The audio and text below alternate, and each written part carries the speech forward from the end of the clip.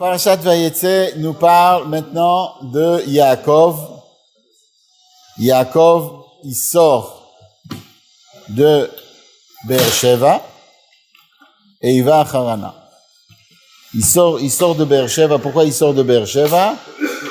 Dans la paracha précédente, il y a eu toute l'histoire avec Yaakov et Esav, et que Rivka, elle ordonne à Yaakov de prendre les brachot.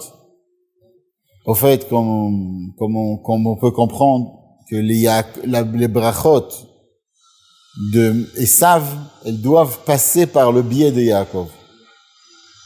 Ça veut dire que le fait que Yaakov il a pris les brachot à Esav, c'est pas il a pris les brachot à Esav. C'est que tout le bien que Esav peut avoir, grâce à Rivka, qui a compris cette chose-là, peuvent passer uniquement par le biais de Yaakov. Et si Yaakov il est comme il faut, alors tout le monde a la bracha. Tout le monde fait son tafki dans le monde. On m'a dit, c'est vrai que Dafka, quand Yaakov il est bas et Esav il est haut. Oui. Quand Yaakov il est pas non, mais la bracha amitit, c'est quoi? La bracha amitit de Esav, c'est qu'il fasse son tafki dans le monde. Quand Yaakov il est haut, alors Esav il reçoit un chef à Rouhani, un chef à comment ça s'appelle, spirituel. Mais le vrai bien de Esav, dans la pnémioud, dans l'intérieur du monde, Bechlaluto, pas que de Esav. Le monde il est bien quand Yaakov il est haut. Parce que quand Yaakov il est haut, et qu'Yaakov il fait ce qu'il faut, et que les Juifs ils gardent comme il faut le judaïsme, alors il y a du bien dans le monde. D'accord? C'est comme ça que ça se passe. Et on peut le voir, c'est Begashmut, c'est comme ça. On voit quand tout se passe bien, etc. Alors, quand Yaakov se trouve dans un endroit et tout se passe bien, alors l'endroit où il se trouve Yaakov, il prospère. Et quand ils veulent, chas v'shalom, s'assimiler ou quelque chose comme ça, quand il y a des problèmes comme ça, alors après, il y a de la kina qui se fait avec les voisins, et après, ils commencent à avoir des guerres, ils commencent à avoir des haines, etc. Ils sont partis de le pays, ouais. Ils sont tombés. C'est vrai. Ah, ça veut dire que la vraie bénédiction du monde entier passe par le biais de Yaakov. Et ça, Rivka, elle a compris. Pas comme les gens, ils comprenaient qu'elle n'aimait pas Esav.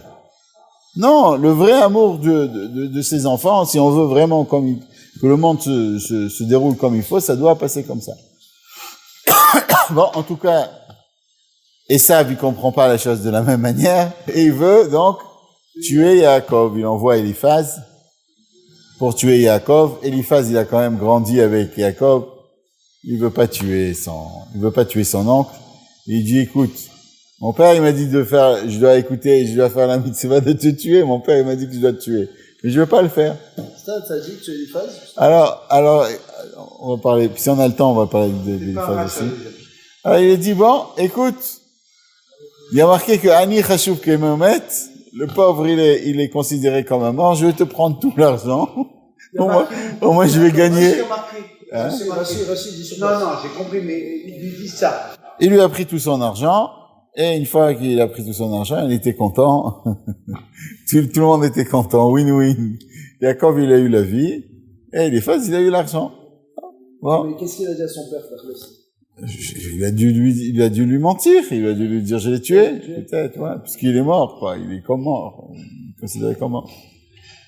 Yaakov, il arrive, il part dans le chemin et il prie à Kadosh Baruch Hu. Et là, il y a un midrash qui est très intéressant qui dit Vayasem Yaakov, il a pris des pierres et il a mis Merashotav. Il a mis autour de sa tête. Merashotav.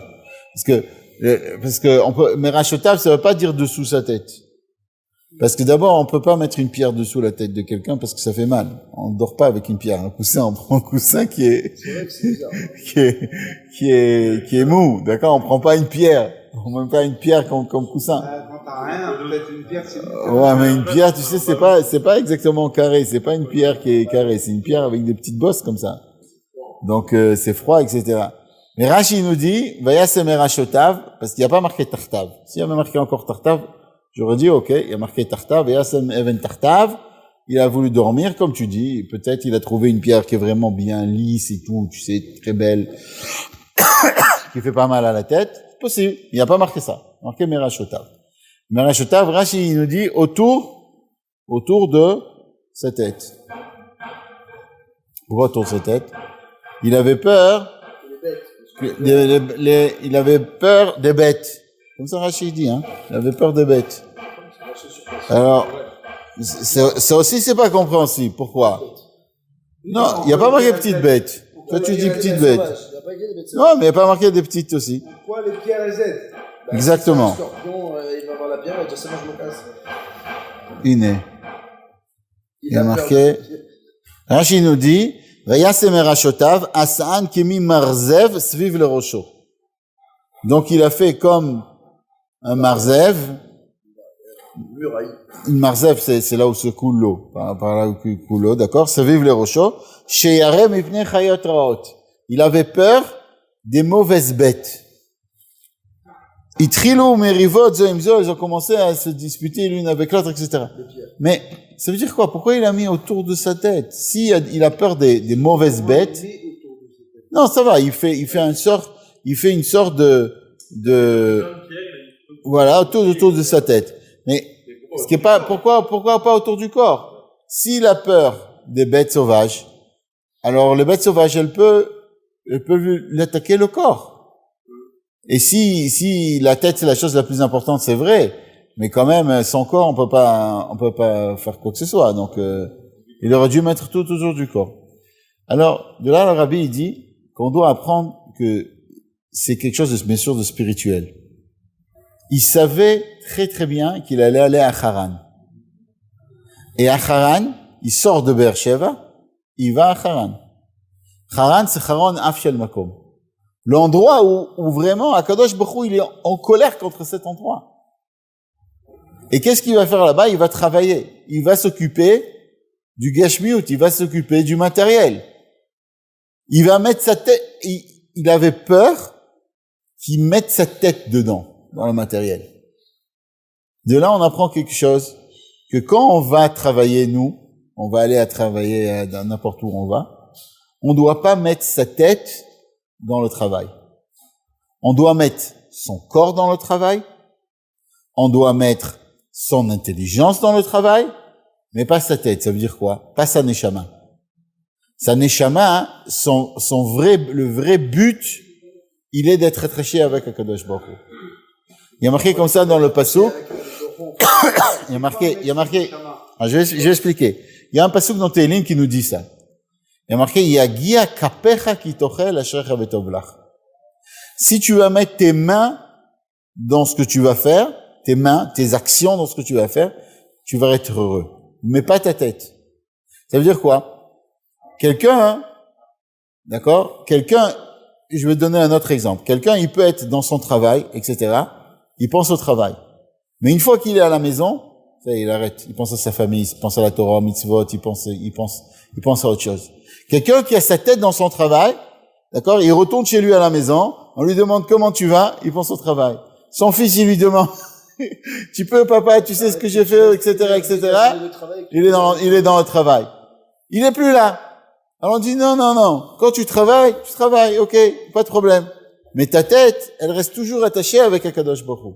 Elle est toujours attachée avec la divinité. Parce qu'un homme, il doit savoir qu'il doit faire une ishtadlut. Ça veut dire, il doit, comment on dit, il va s'efforcer à faire ce que Akadosh Baruch Hu veut.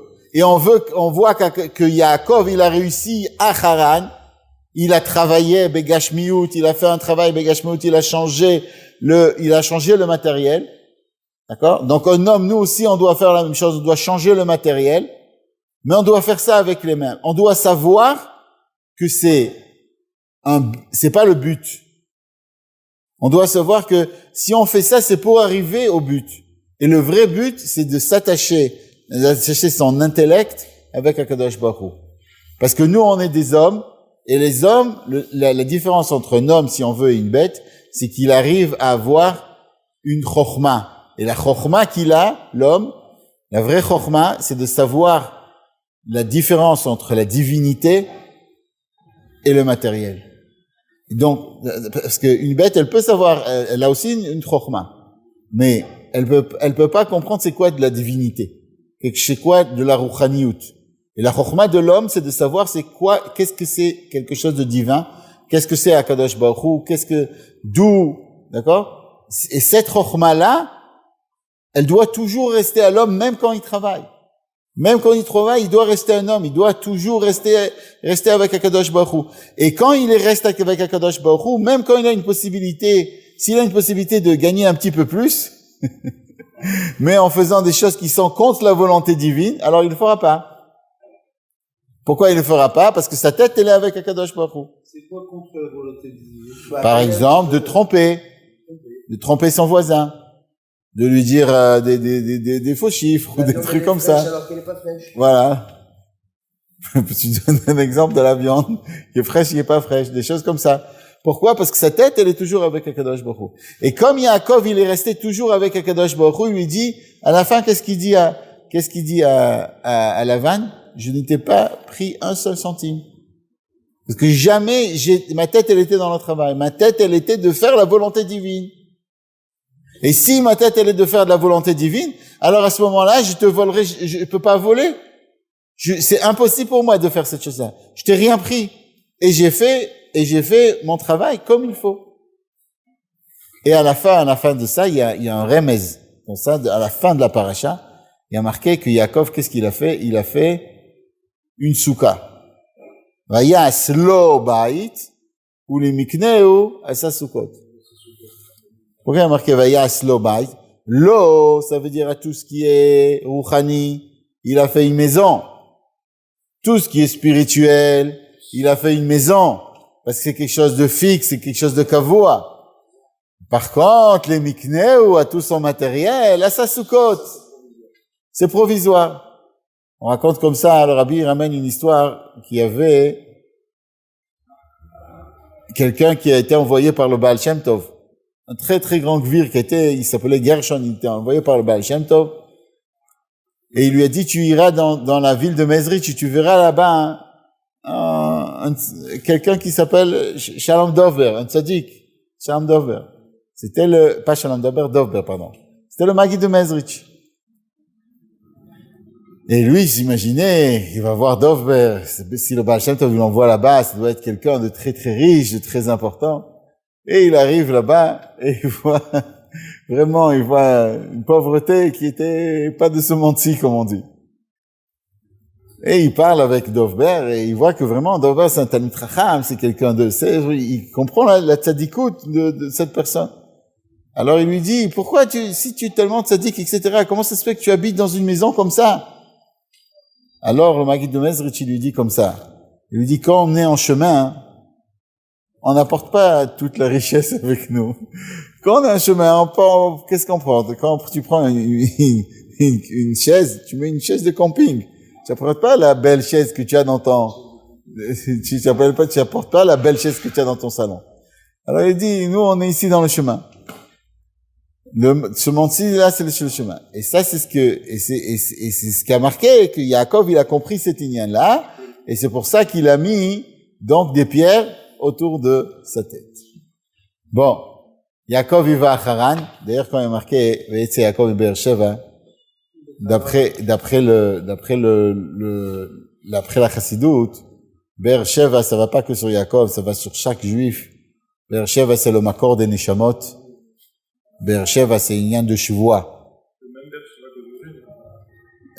Kaniré, c'est très possible. Très, très possible. En tout cas, ça doit être ou à côté, ou dans cet endroit. Oui. Maintenant, Beersheva, c'est Makom ou Akadosh Baruch Hu, c'est le makor de la Neshama, où elle est nishbat. Elle jure à Akadosh Baruch Hu, comme quoi, quand elle va descendre en bas, elle va être un tzaddik, elle va pas être un rachat. Chaque neshama, avant qu'elle descend en bas, elle jure à Akadosh Baruch Hu, elle fait une shuvua. Parce qu'Akadosh Baruch Hu lui dit, tu es tzaddik, va alter racha. Sois un tzaddik, ne sois pas un racha.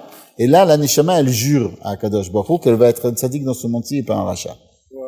À quoi ça sert de jurer? À quoi ça sert de jurer? Parce que jurer, c'est sova. Shvua et sova. Sova, ça veut dire rassasier. Akadosh Baruch Hu lui donne cette force-là d'être. En jurant, comme tu dis, c'est pas stam jurer pour comme ça. Si jurer, c'est Akadosh Baruch Hu lui donne une force. Donc Be'er Sheva, c'est un endroit dans Olam HaNeshamot, dans le monde des Neshamot, où la Neshama, elle jure à Akadosh Baruch Hu, elle reçoit de la force d'Akadosh Baruch Hu pour descendre en bas.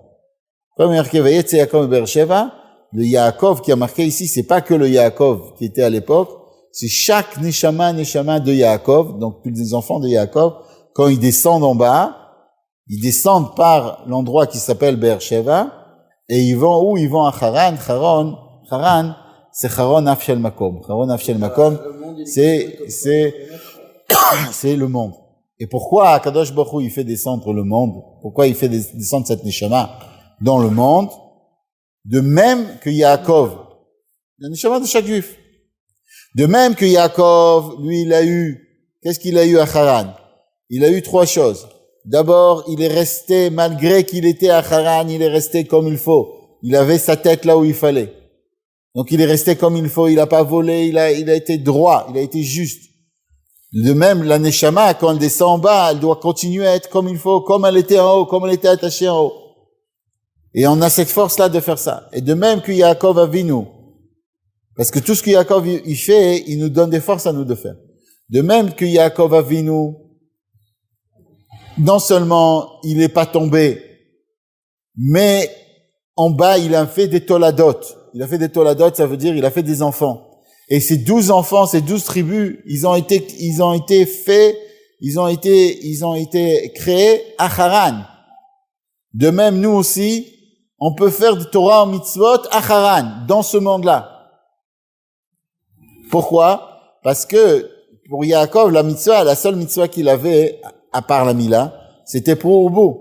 Donc la première mitzvah, c'était pour Ubu. Il a fait la mitzvah de pour Ubu ou à Haran. Nous aussi, on peut faire des mitzvot à Haran. On peut faire des mitzvot dans ce monde. Yaakov, il nous a donné cette force-là. Il nous a montré l'exemple. Et troisièmement, qu'est-ce qu'il a fait, Yaakov? Il a pris le Tson Lavan. Il a pris toute la force de Lavan, la richesse de Lavan, et il a fait que la richesse de Lavan devienne de la richesse de Yaakov. Il a fait que la richesse de Lavan devienne quelque chose qui fasse partie de la bracha de Yitzhak, de Abraham, de Yaakov. Nous aussi, on a cette force-là de descendre dans ce monde et de travailler dans ce monde, comme Yaakov il a fait, de pas se séparer du monde, de rester dans ce monde et de prendre ce monde-là et de le transformer en quelque chose de bien, en le transformer et le faire devenir de la richesse de Yaakov, le faire devenir de la richesse d'Akadosh Baruch Hu. Et si on veut, ça c'est ce que Yaakov, dans cette paracha, nous donne. Le deuxième point qu'on voit dans la paracha, c'est un point, on a encore un petit peu de temps, je pense. Oui. C'est un point extraordinaire, c'est le point de Rachel. Rachel, c'est extraordinaire ce qui se passe. Rachel, c'était celle qui était vouée à Yaakov. C'est incompréhensible, c'est pas extraordinaire, Ouais. c'est incompréhensible. Elle était vouée à Yaakov. Et non seulement, donc Yaakov voulait Rachel, et Rachel, elle voulait Yaakov. Mais Befal, ce qui s'est passé, c'est que c'est Léa qui a pris.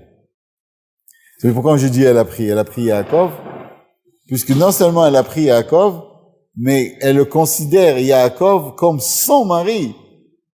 À Méhart, à un moment, elle lui dit comme ça, non, ça suffit pas que tu as pris mon mari. Qui c'est qui dit ça? C'est pas Rachel qui dit ça à Léa, c'est Léa qui dit ça à Yaakov. Mais elle a pris les Kohanim, ils viennent de qui? Les Kohanim, de Léa. Les rois, ils viennent, David Amelch, il vient de Léa. La richesse, elle vient de Léa. Et qu'est-ce qui reste encore? La Chochma, d'Issachar, ça vient de Léa. Le Bechora, ça vient de Léa. Elle a tout pris, Léa. Alors qu'elle devait rien prendre. comment elle a accepté? Après, alors que son mazal n'était pas comme ça. Non seulement son mazal n'était pas comme ça, d'après le calcul, d'accord? D'après le calcul, chacun devait avoir le même nombre d'enfants. 6. Non. Pourquoi 6? 6, oh, c'était au début, mais ici, il y avait 4 femmes. 3. Au maximum, elle devait avoir 3 enfants. Et à un moment, on voit que Rachel, il y a un passou qui est extraordinaire, va tekane Rachel ba'achota. Que Rachel, elle était jalouse de sa sœur. Alors que Rachel, c'est exactement l'inverse de la jalousie. Et les Mefarshim, ils posent tout, il n'y a pas un Mefaresh qui parle pas de ça. Comment c'est possible qu'on dise sur Rachel qu'elle était jalouse de Léa? D'accord? Il y a plein de réponses. On va essayer de donner quelques réponses sur ça. Mais le Inyan, elle est que Rachel, elle aimait sa sœur, tellement elle était avec une arva envers sa sœur, qu'elle a tout donné à sa sœur. Et quand on va sortir en galoute, la seule qui va pouvoir émouvoir Hachem, ça veut dire ébranler le midat adin et faire attirer la midat arachamim, c'est Rachel. C'est pour ça qu'on prie que derrière Rachel, Menou, chaque fois qu'on va sur son Léa.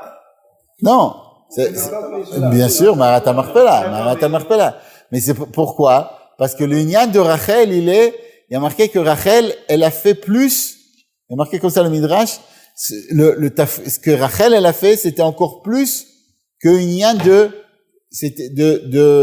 si on peut dire quelque chose comme ça, d'Akedat Yitzhak. Parce que elle a vécu El Kiddush Hashem.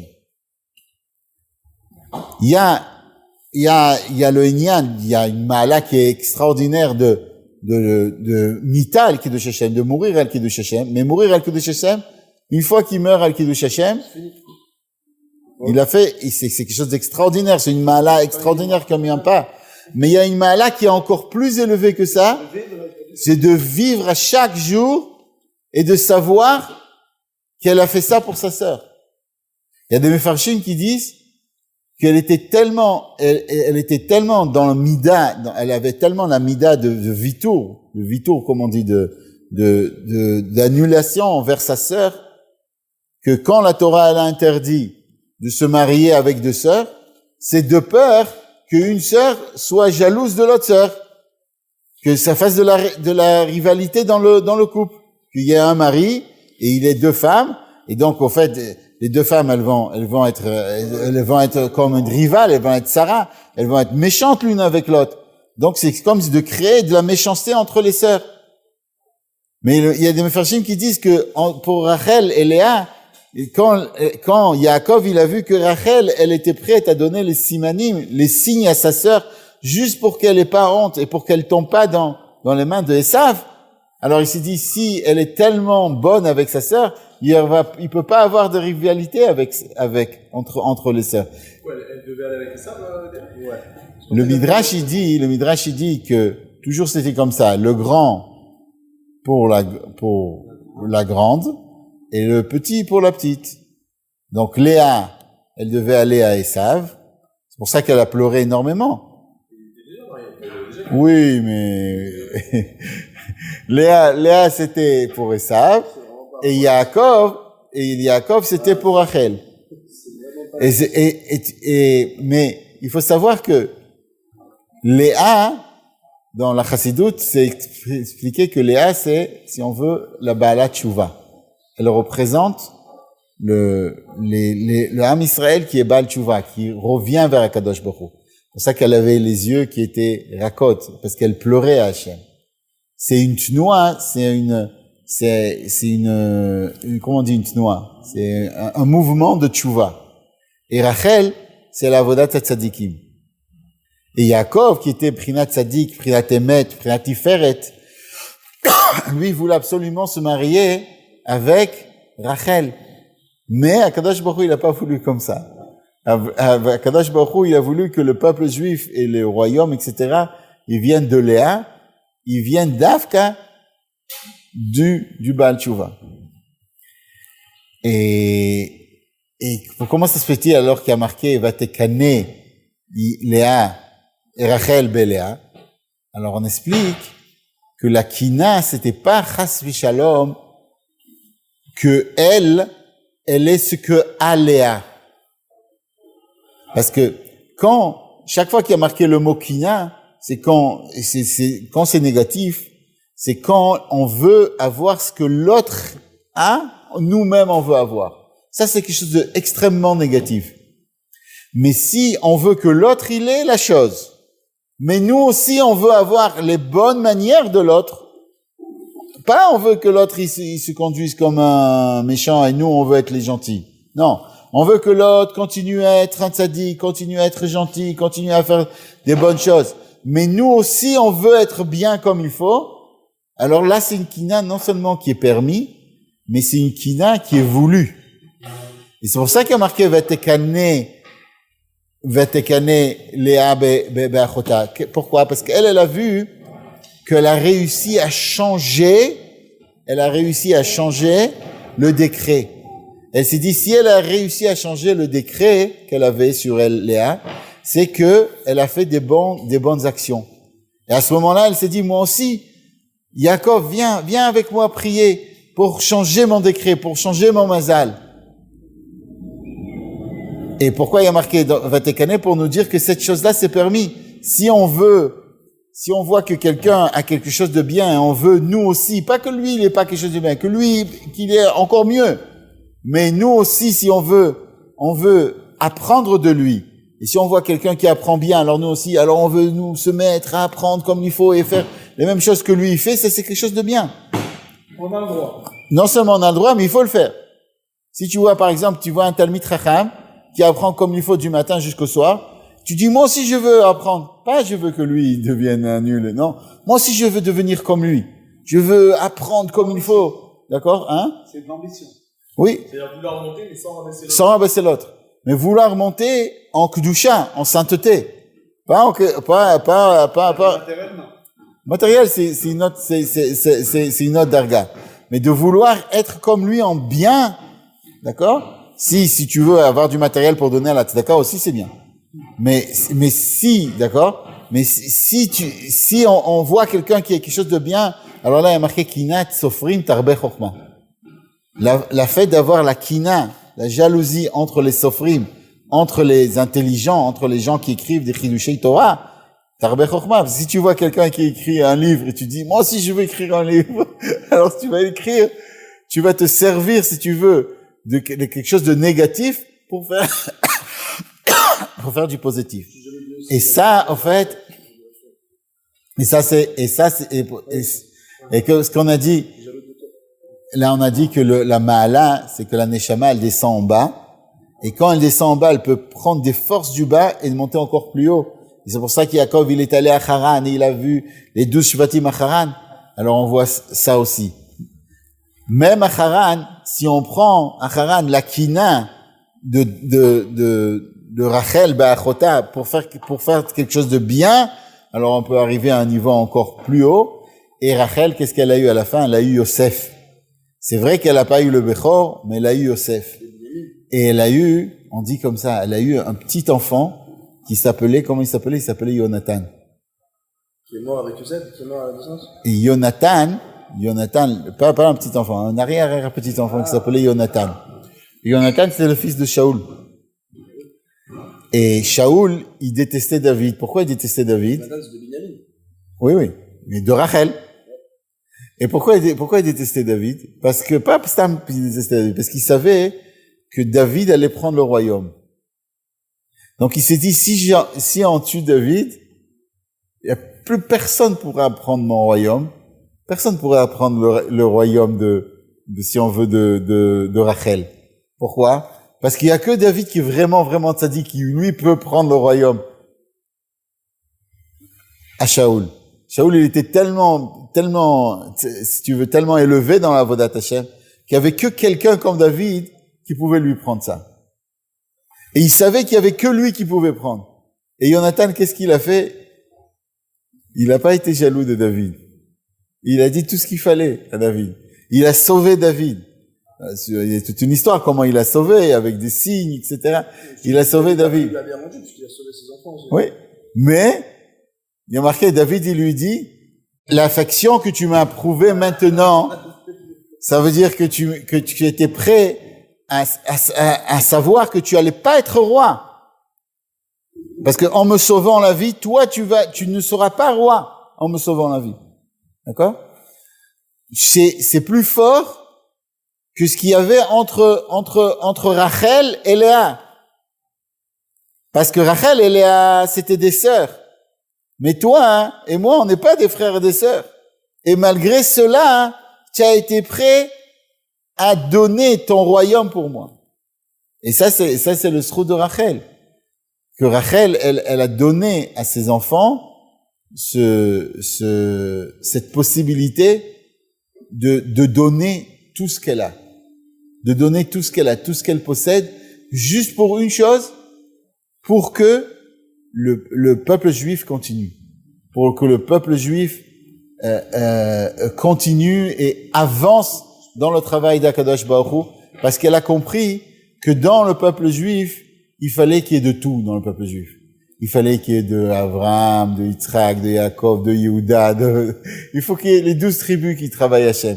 Ça, c'est le vrai travail d'Akadosh Baruch Hu, d'Afka, quand il y a des tribus. Pas comme les gens y pensent, s'il y a beaucoup de déotes, il y a beaucoup d'avis, alors ça veut dire que c'est pas bien. Non. Dans le peuple juif, il faut que tout le monde travaille à Hachem. Et pour que tout le monde travaille à Hachem, qu'il y ait des enfants de Rachel et des enfants de Léa, Rachel, elle a tout donné. Voilà. Chazak ou Baruch.